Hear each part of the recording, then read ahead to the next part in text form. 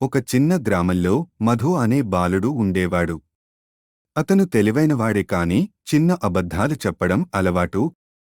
ఏదైనా తప్పు జరిగితే అది తన వల్లనే అయినా అసలు తనకేమీ సంబంధం లేనట్టు నటించేవాడు.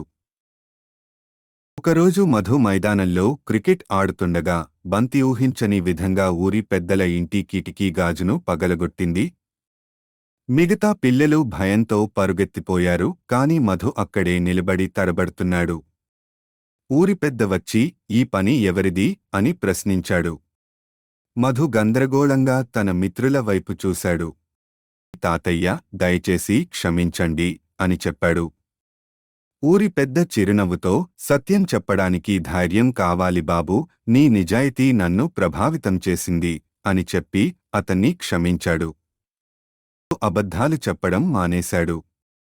గ్రామస్తులందరూ అతనిని గౌరవించటం మొదలుపెట్టారు.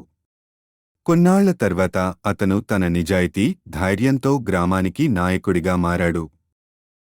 నీతి, నిజాయితీ ఎప్పుడూ మనల్ని విజయపథంలో నడిపిస్తుంది. సిఆర్డిటి వ్లాగ్స్ ఛానల్ను సబ్స్క్రైబ్ చేయండి. సబ్స్క్రైబ్ చేయడం మరిచిపోకండి.